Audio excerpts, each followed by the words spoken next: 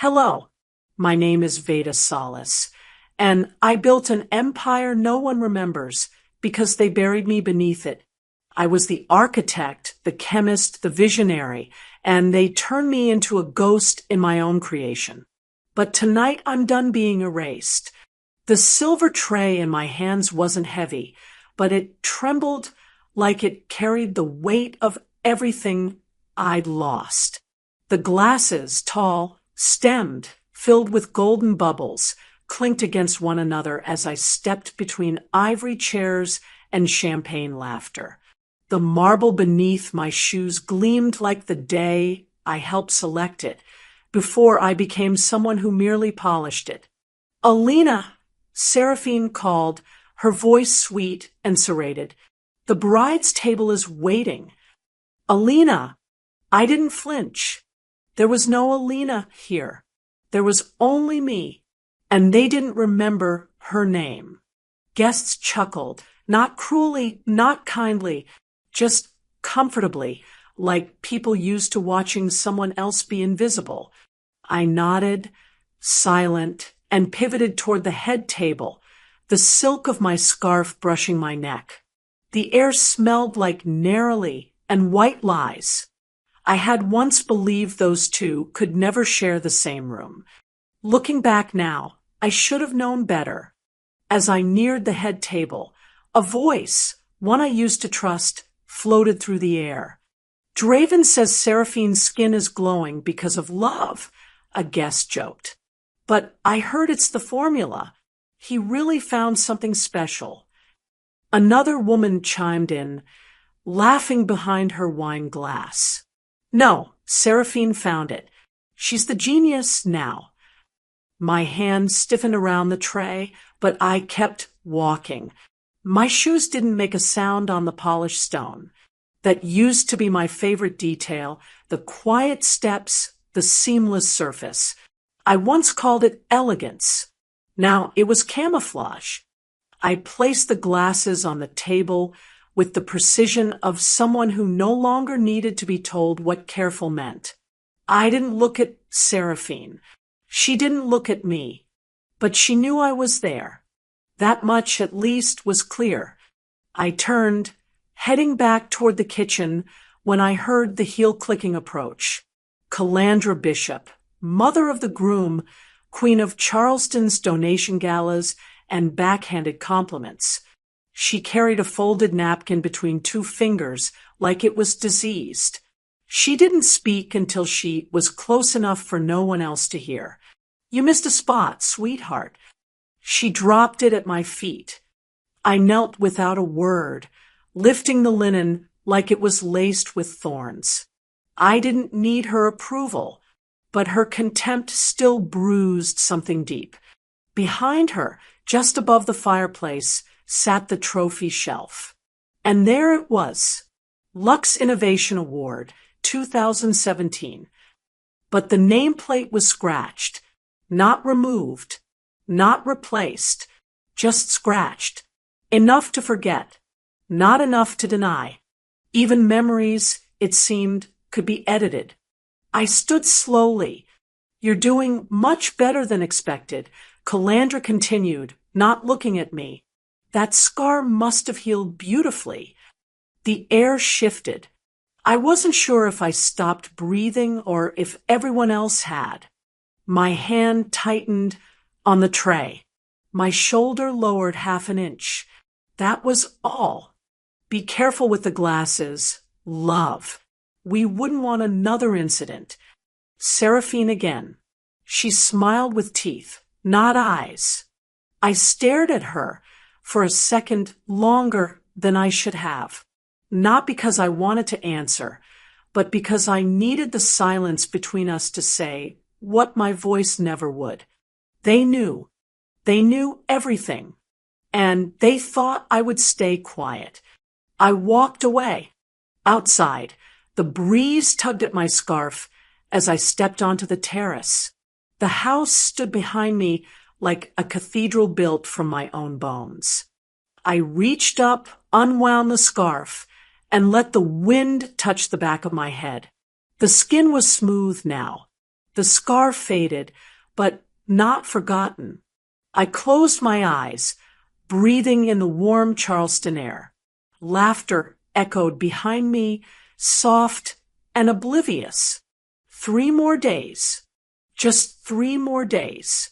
I hadn't spoken all day.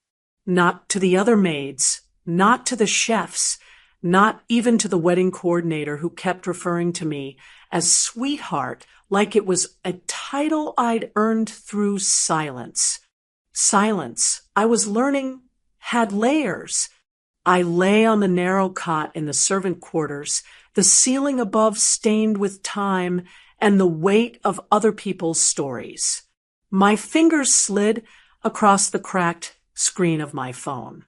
The light from it barely reached the corner of the room, just enough to illuminate regret.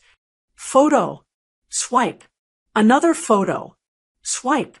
And then there it was. Draven and me, 3 years ago. His hand on my shoulder. My binder and my lop. The formula outlined on the pages between us. My smile. Small. Hopeful. His grin wide like he'd already won something I didn't know I was losing. You're nothing without me, he had said that night. It hadn't felt like cruelty then. It felt like certainty. His voice calm, final, rehearsed. Looking back now, I should have known that wasn't love. It was ownership.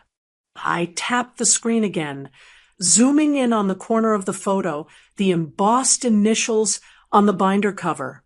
VS. He had insisted we leave my name off the final draft. Cleaner, he'd said. Less confusing. I didn't push back. I thought partnerships meant compromise. I didn't know what was waiting for me next.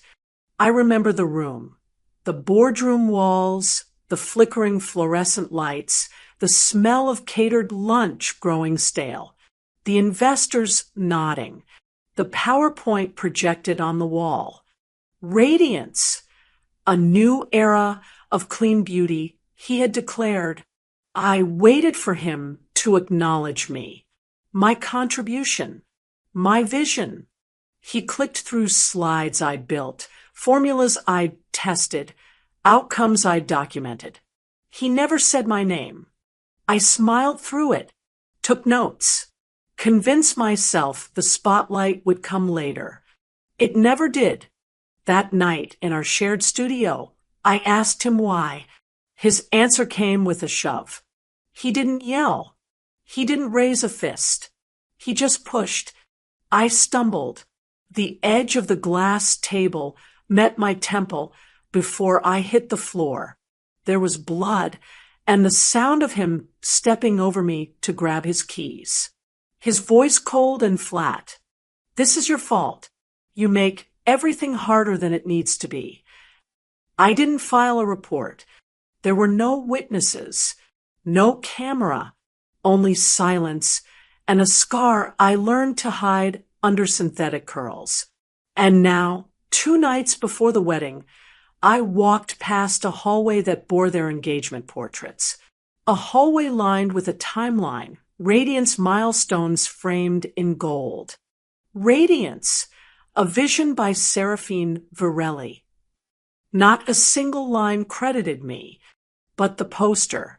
It used the exact chemical diagram I had scribbled in my notebook at 3 a.m. on a Tuesday.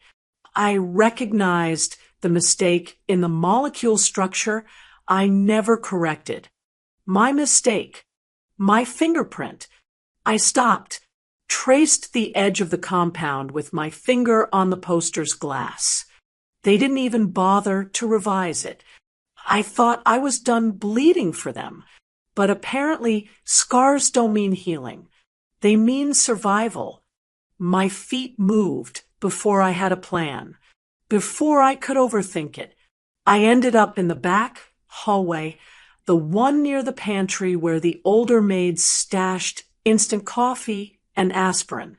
I opened the drawer. Still there. My notebook. Battered, bent, but intact.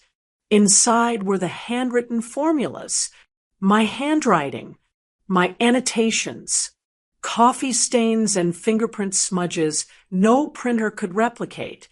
I flipped to the page. The compound stared back at me like a mirror, like a truth waiting to be resurrected. And then, next to it, I placed the wedding invitation.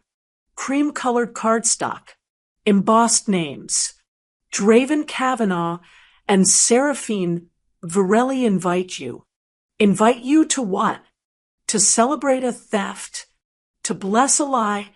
They burned my name off the door, but they never touched what I kept in ink. I didn't sleep that night. Sleep belongs to people who are at peace, or at least pretending to be. I lay there, staring at the faint ceiling crack that divided the plaster like a scar across a quiet sky. The notebook rested beside me, pages worn, corners curled, still holding everything they couldn't erase. By morning, my face showed nothing, but my breath was different, measured, unapologetic. The grand hall shimmered with artificial joy. The scent of gardenias hit first, followed by lemon wax and money. I carried a tray of napkin rings, each one cut crystal, cool against my fingers. Then I saw it. Across the hall, towering next to the welcome board and registry cards, stood the Radiance product display. 3 panels tall, spotlighted, flanked by hydrangeas dyed unnatural shades of ivory. And there it was, a promotional shot, stylized, professionally lit, staged like a magazine cover. Seraphine in white, Draven in charcoal gray. Between them, blurred into the backdrop, holding a tray, me, captioned beneath it, from humble beginnings to radiance. My lungs didn't move. Looking back now, I should have screamed, should have ripped it down. But I didn't. I turned. I walked into the linen room like I was still on the clock. That's where it all started. The silence in there was different, less polite, more hollow. I sat down slowly on the storage stool, the tray still in my lap. The lights overhead hummed. And then I remembered. There was a time I trusted someone with all of it. The formula, the launch plan, the pitch deck, the dream. My sister, Margot. I'd come to her after the fall, the night I showed up with a bruised face and shaking hands. She held me like she still loved me. I believed her. I asked her to safeguard the idea.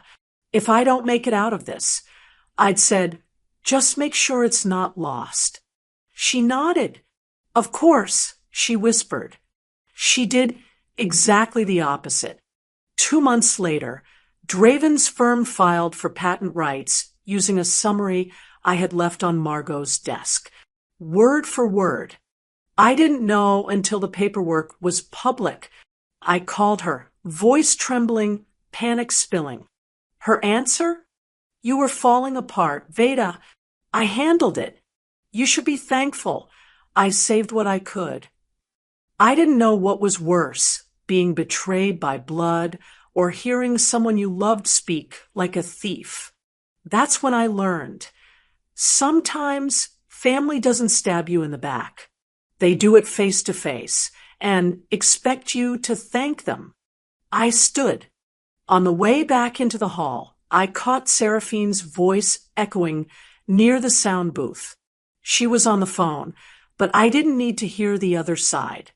I told the agency to blur the maid's face. No one will recognize her anyway. Her laugh followed, thin, rehearsed. I stopped mid-step, half hidden behind a pillar. Blur the face. Erase the past. My eyes burned, but I didn't cry. My pulse climbed, but I didn't flinch. Instead, I walked up to one of the linen carts and stared at the crest embroidered into the fabric, laurel leaves circling the initials SVDC. I knew that design. It was mine. I'd drawn it once for a launch concept. Said it felt timeless. Draven told me it was too feminine. Now they'd made it the entire brand identity. They hadn't just taken my work. They took the future I'd built around it, put a bow on it, called it theirs. That's where it all started. Later that afternoon, while replacing empty tea light holders in the back closet, I found my old photo album tucked behind the bleach supplies. I had stashed it there a year ago, before the world started clapping for Seraphine. I opened it, fingers moving slower than I expected. A post-it note slipped out from the inner cover, stuck to my knuckles. In my own handwriting, 12 years younger. One day, this room will hold my name. I folded it carefully, pressed it between my palm and apron. My breath didn't shake this time. They invited the maid, but they don't know the maker is still in the room. The air in the lounge was thicker than the rose I carried. The glasses clinked quietly on the tray, each one filled to the exact line Seraphine demanded. Not an ounce more, not an ounce less. Perfection for show, cruelty for sport. I approached slowly, my steps silent on the polished herringbone wood. Seraphine and Calandra lounged like queens in a room built to remind others they weren't. The floor-to-ceiling windows framed the marshlands in amber light, the kind of Carolina sunset people paid money to imitate in oil paintings. I used to love that view. Now it looked like something that couldn't decide whether to drown or dry up. Seraphine tapped on her tablet, smiling. Charleston's new power couple, she read aloud, angling the screen toward her mother. Look at that photo. The lighting's amazing. My skin looks like porcelain. She giggled. Guess that formula works after all. Calandra leaned in, swirling her wine. You were born for this, sweetheart.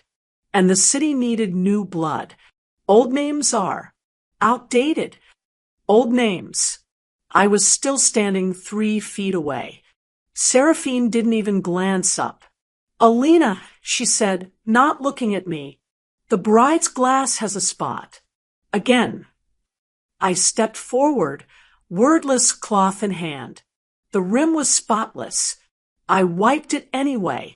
Looking back now, I realized they weren't correcting me. They were controlling the narrative, even in silence. That's where it all started. A soft tug at my apron pulled me out of the fog. I turned slightly. Noelle stood just behind me, her face still open in that way children hadn't learned to hide yet. She slipped a folded piece of paper into my hand. Found this in Aunt Sarah's drafts. She whispered, I thought you should see it. I tucked it away without a word, my heart already pounding. Later, in the staff hallway behind the wine cellar, I unfolded it. Subject, let's orchestrate a moment to put her in her place. From Seraphine Virelli, to humiliate her just enough, let her serve during the vows. Poetic, right? I didn't blink. I didn't feel shocked. I just felt confirmed. They weren't content erasing me in silence. They wanted an audience. I folded the paper slowly, pressed it between the pages of my notebook, and slid it under the lining of my uniform pocket. It burned hotter than any scar I carried. I didn't know what was waiting for me next. When I returned to the lounge, Calandra was alone. Seraphine had stepped out, probably to rehearse another entrance. Calandra didn't look at me right away. She was admiring herself in a hand mirror, adjusting a diamond earring the size of a child's fist. There's something almost elegant about quiet compliance, she said casually, as if complimenting a sunset. You wear obedience well. It suits you. I felt my fingers curl around the tray handle, not in anger, but in resolve. You know, not everyone knows how to play the long game. She continued, but you've lasted this long in our home. That takes skill, endurance, or desperation. She looked at me now. There was nothing left to say that wouldn't cost more than it was worth. Looking back, I think that moment mattered more than any blow ever thrown. She didn't raise her voice. She didn't need to. She had already won. At least, that's what she believed. That's where it all started. In my room, I pulled out the notebook again. The pages had become my witness, my courtroom, my only constant. I flipped to the back. A blank page waited, and on it, I began drafting a single clause. Clause 6, Acknowledgement of Original Formulation, Author, V.S. Veda Salas. It was just one line, but sometimes a line is all you need to draw blood in silence. They wanted me to disappear. I was writing myself back into the story. I didn't knock when I entered the bridal suite. The soft clink of glass against ceramic filled the air as I set the tray down. 2 crystal tumblers, perfectly chilled rose, and linen napkins embroidered with the wedding crest. The one I'd designed. The one they never asked permission to use. Seraphine was pacing, barefoot, phone pressed to her ear. Her words cut through the air like she owned the space and everyone in it. I told them the Laurel design isn't ours. It doesn't matter. Nobody will know. A pause. Then a chuckle. Of course I signed it. It's fine. It's buried in paperwork. Legal won't even notice. I stood still, hands folded in front of me. The napkins stared back like folded truths. I didn't say a word. Not yet. That's where it all started. She ended the call, turned, and looked straight through me. You maids are efficient, she said, adjusting the strap of her silk robe. That's why we pay you, to be invisible but useful. My throat tightened, but I didn't flinch. And yet here I am, I said, keeping my tone even, my hands steady. Always at your side. Her gaze lingered for a second too long. Then, as if dismissing a smudge, she reached for the clipboard on the tray, her list of vendor receipts, schedules, a few documents requiring her signature. She didn't even glance as she signed. It was buried somewhere in the middle, Clause 6.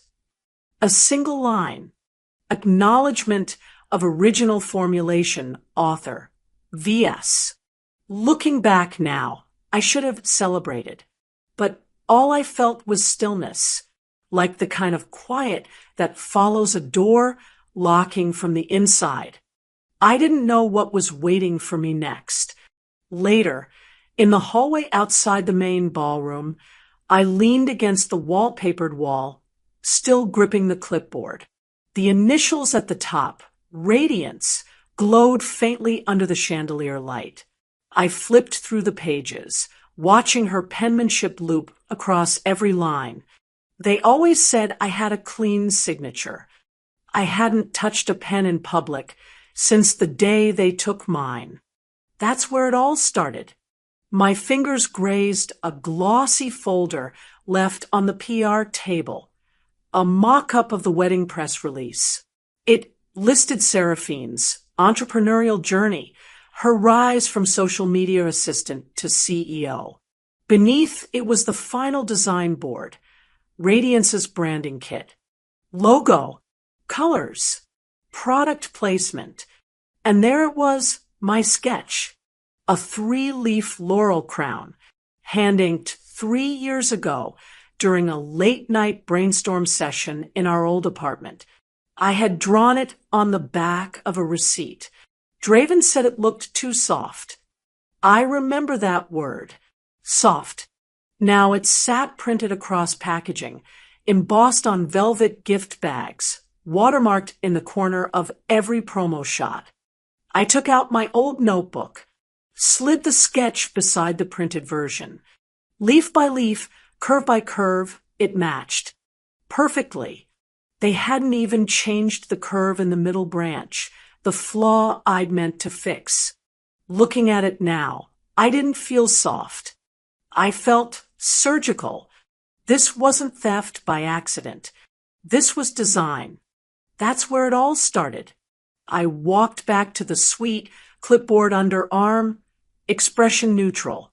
The hallway buzzed with planners and florists, all too busy to notice the woman who once owned this vision. I passed Calandra in the corridor. She didn't meet my eyes. She never had. Inside, Seraphine stood by the window, phone in one hand, the other twirling the edge of her veil. "Isn't this place stunning?" she said, almost to herself. I didn't answer. Instead, I set the signed packet down beside her and turned to leave. "Wait," she said, not looking up. "Can you make sure they use the ivory ribbon, not the cream? Ivory photographs better." I nodded once, walked out. In my chest, something was shifting. Not anger, not fear, just a quiet understanding. They'd built an empire on my silence. Let's see what happens when I start speaking.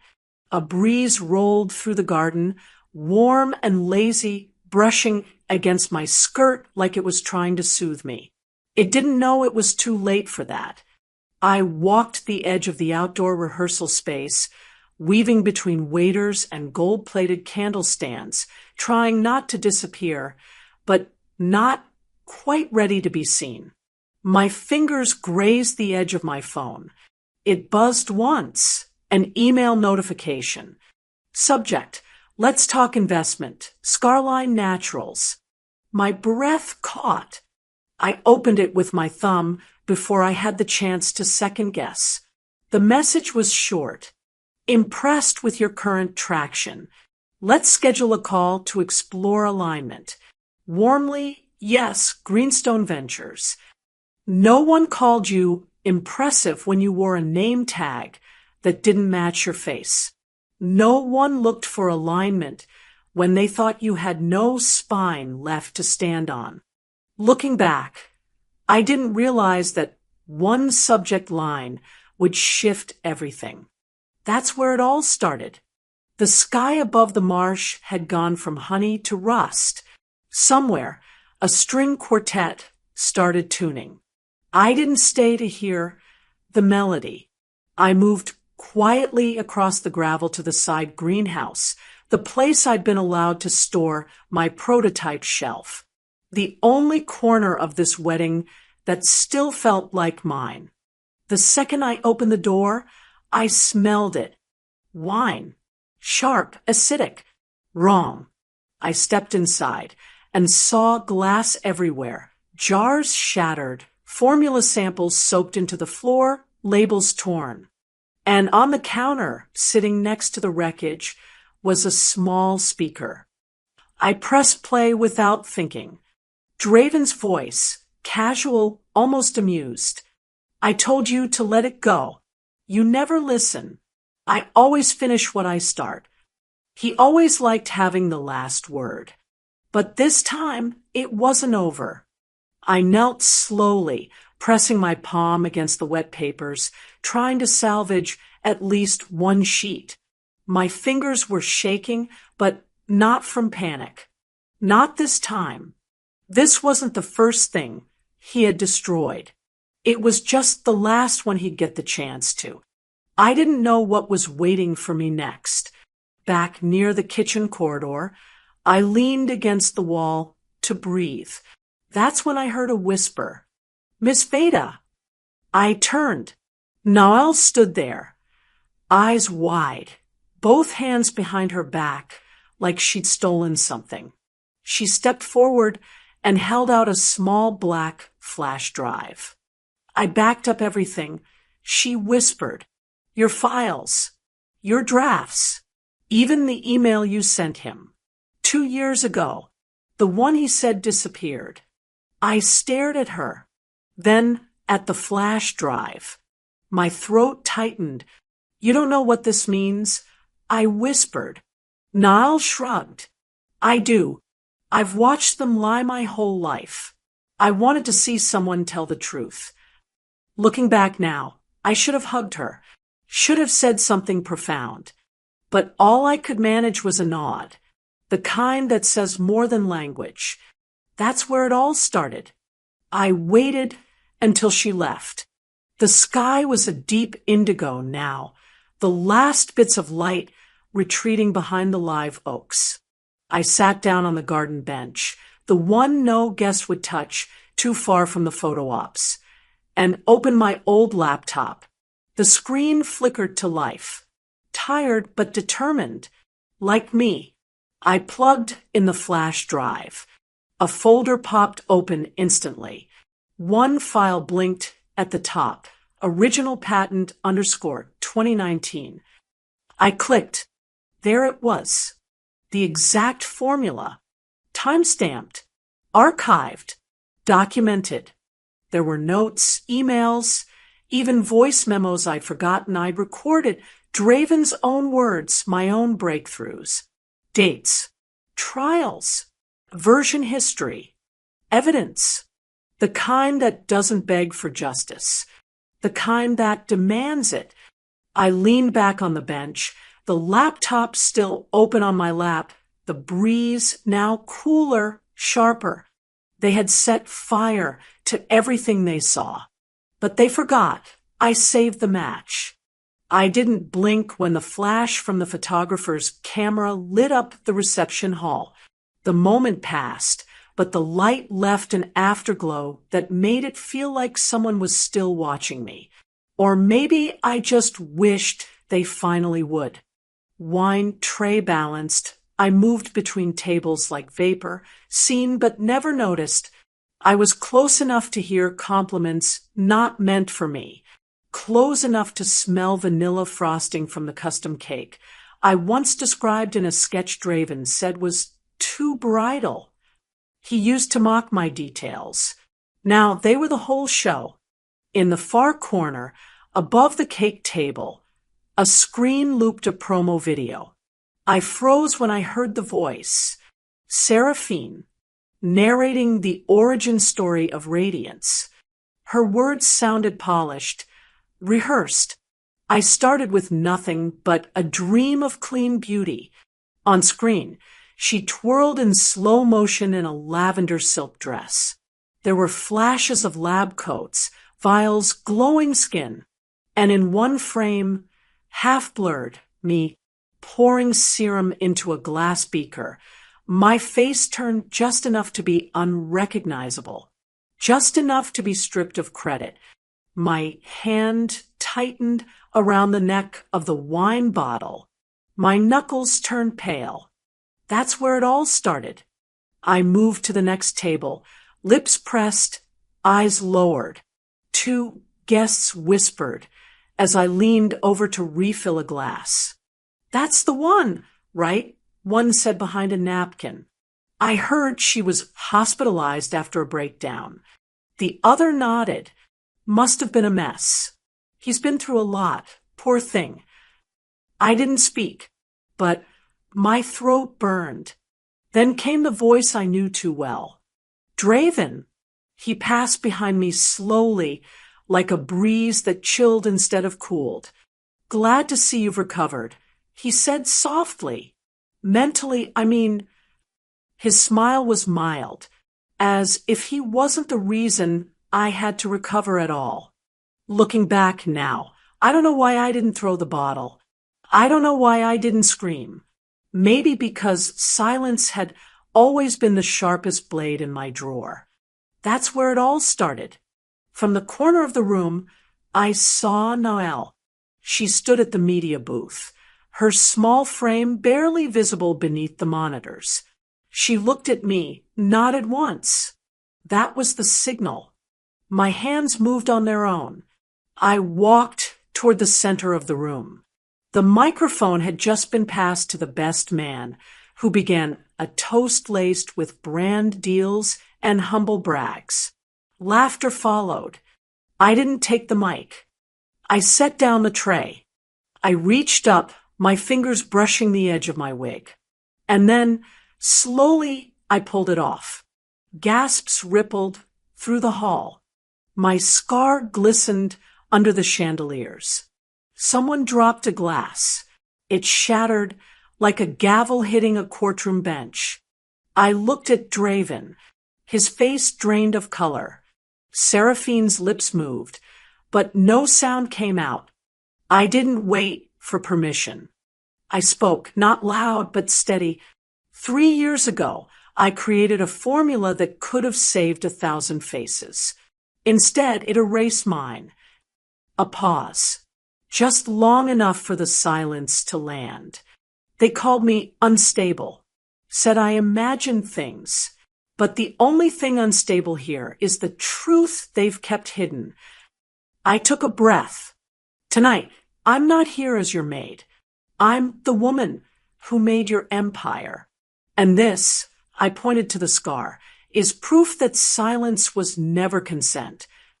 The room didn't move, but one by one, phones were raised. Flashes returned, but not for the couple. Niall uploaded the video in real time. Caption, she made radiance. They made her disappear. Before I even stepped away from the tray, it had already started trending. Seraphine lunged toward the mic, but someone pulled it from reach. I couldn't tell who. I didn't stop to watch. I walked toward the back of the room, the crowd parting like a curtain. I didn't take the spotlight. I revealed who stole it. The hallway behind the venue was cool and still, but the noise from inside had shifted. Not just louder, sharper, thinner. The kind of sound a room makes when the truth has begun leaking through the seams. I moved past the floral archway with a linen-wrapped tray balanced in my arms, though the weight I carried had nothing to do with hors d'oeuvres. It came from the fallout already unfolding, the kind that couldn't be swept into kitchen bins or hidden behind catering doors. My phone buzzed once against my hip, then again, and again. By the time I reached the service alcove behind the main dining room, the vibration felt electric, like I was holding a small, shaking animal in my apron pocket. I set the tray down and pulled the phone free. My inbox was flooded. Subject, investor pullout confirmed. Subject, Radiance brand under legal scrutiny. Subject, urgent, cease and desist issued. Each line hit with the dull clarity of a hammer striking glass. I scrolled. Read. Scrolled again.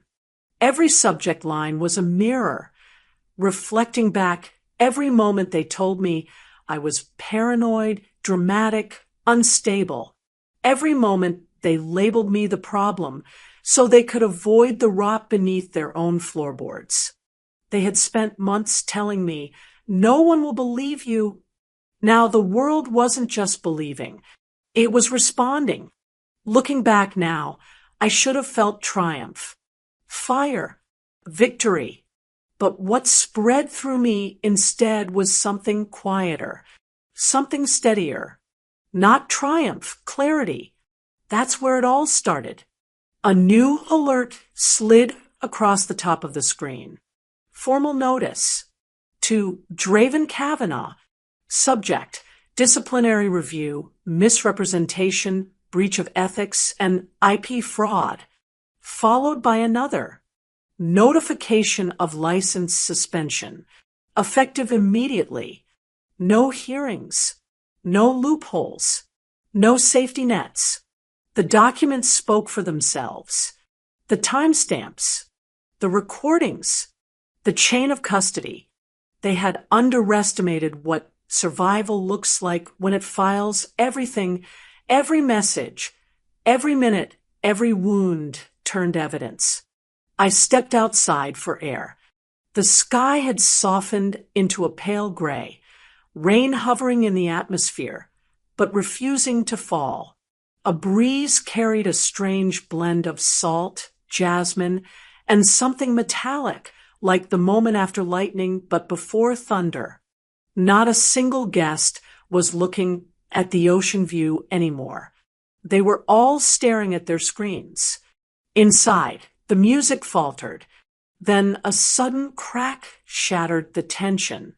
Glass breaking. I turned toward the main reception area just as Calandra's voice exploded through the room. Sharp, shrill, ripping the air apart like fabric tearing at the seam. You've humiliated this family, Draven. Do you even understand what you've destroyed? She stood in the center of the dance floor, champagne dripping from her right hand where an expensive flute had burst apart.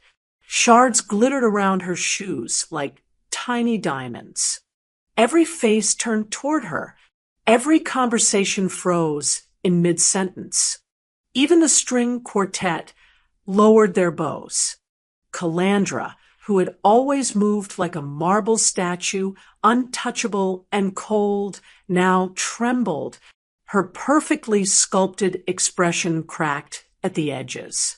Her hand floated in the air, as if searching for someone to blame, someone to beg, someone to punish. I didn't move closer. I didn't need to. The damage had already walked in before I arrived. Seraphine stood by the dessert table, mascara trailing down her cheeks in streaks that ruined the glow she bragged about endlessly. Her phone hung loosely in her hand, screen still open to the breaking news. The facade was collapsing, and for once, I wasn't holding it up. That's where it all started. Outside, the air was thicker. The rain had begun, just a mist at first, brushing against my skin like a reminder that something was shifting. And there he was, Draven. No tie, jacket off. His sleeves soaked as water dripped from his forearms. He stood under the portico, hunched over a tablet, as if answers were hiding behind the pixels. My press kit reflected in his eyes. I recognized the layout, the muted palette, the tagline I had chosen after months of rewriting myself into someone I could finally name. Scarline Naturals, beauty that can't be stolen. On the screen, he tapped into the contact form. Name D. Kavanaugh. Subject, business proposal. He typed slowly, hesitating at each field, deleting, rewriting, trying to become someone else. Too late. He didn't know that the contact form came straight to me. My phone pinged. His message arrived. I didn't open it. Not yet. Looking back now, I didn't feel vindicated. I didn't feel the rush of victory or the high of public vindication. I felt something simpler. I felt done. Done expecting apology. Done carrying blame. Done explaining myself to people who only learned to listen when the consequences hit them. That's where it all started. By the time I reached the front drive, the press had gathered in full force. Umbrellas, microphones, cameras wrapped in plastic. A few called my name, voices rising above the rain. I kept walking, past the lights, past the questions, past the spectacle. I didn't need them to see me. I needed them to see the truth. At the iron gate, I paused, let the rain settle into my hair. Let it cool the last remnants of heat rising in my chest. Then I whispered, not to the cameras, not to the guests, not to the ghosts of what I survived, just to myself. They wanted legacy. The wind carried the words like a vow. I gave them legacy.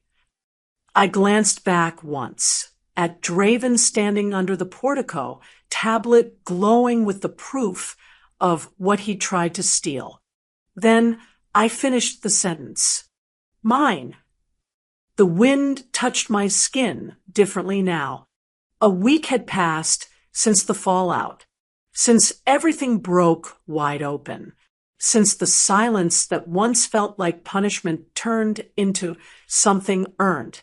My apartment was still, not hollow, just still. A silence built by boundaries, not abandonment. Outside, Charleston moved at its own rhythm.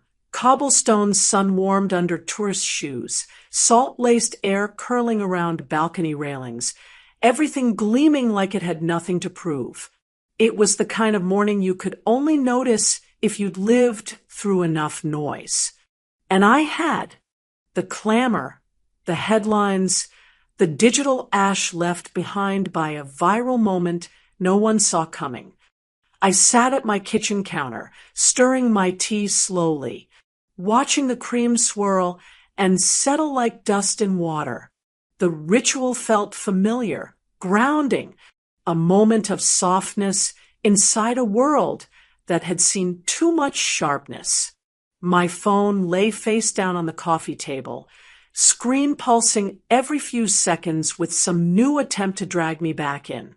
I hadn't touched it since the first wave of coverage broke, but I could feel the world pressing against the glass, waiting for a statement, a reaction, a quote that could be twisted into something sellable. But they would wait, because closure wasn't theirs to ask for. Behind me, the TV murmured. I'd left it on, volume low, out of habit. I wasn't really listening until I heard my name. The Radiance wedding video has now been removed from most major platforms. The anchor said, her voice neutral but clipped. However, one clip remains, the moment a maid removed her wig and revealed more than just a scar. The footage has since been viewed over 17 million times. I didn't react. My hand didn't tremble. It used to. Now, it just finished stirring. That's where it all started. On the counter beside me sat a small envelope, cream-colored, thick paper. No return address. Not addressed to me either. The check inside read, Scarline Education Fund. Recipient, L. Kavanaugh. It wasn't charity. It wasn't a peace offering. It wasn't some grand moment of grace. It was a severed root, cut clean. No noise. No bow. I slipped it back into the drawer. The act was done. I didn't need to hold on to the gesture, just the intention behind it. I wasn't saving them. I was saving what came next. Looking back, I didn't know that was what healing could look like. It doesn't announce itself. It doesn't parade or sparkle. It just stops repeating. It's the quiet decision not to become what broke you. That's where it all started. Next to my laptop, an old photo frame leaned against the wall. The picture inside had been altered years ago. The left side was jagged, like a piece of a puzzle ripped out in frustration. That missing part, it had been me. My face literally cut from the print. Draven's smile remained, bright, boyish, untouched. The same smile he wore before he decided who he needed to become to win their approval. He'd chosen carefully. He chose survival, but not ours. I'd kept the photo not out of sentimentality, but as a mirror, a reminder of what it felt like to be invisible in a story I helped write. I didn't throw it out. It stayed, unflinching, next to my keyboard as I typed through my new reality. That morning, I was working on a TED Talk pitch. Working title, Erasure Has Edges. I didn't know if they'd pick it. I didn't care. Because the words, they were mine. All mine. And That was enough. That's where it all started. My phone buzzed again. A voicemail this time. I didn't need to check to know who it was from. I played it. Draven's voice, rough at the edges, vulnerable in a way that was both too late and not enough. Veda, I see it now. I ruined us. I ruined you. Maybe I never deserved any of it. I don't expect you to respond. I needed to say, I'm sorry. I let it play to the end, then deleted it. No hesitation. Apologies can't undo absence, or evidence, or peace. That's where it all started. Across the room, my bookshelf caught the morning light. A row of amber glass bottles lined the center shelf. Minimalist labels, matte finishes. Every product quiet in its design, loud in its intention. The newest edition had arrived that morning. I hadn't even unwrapped it fully, just placed it beside the others. I turned it slowly in my hands now. The label read, Scarline, created by VS. There it was. My name. No fanfare. No ribbon.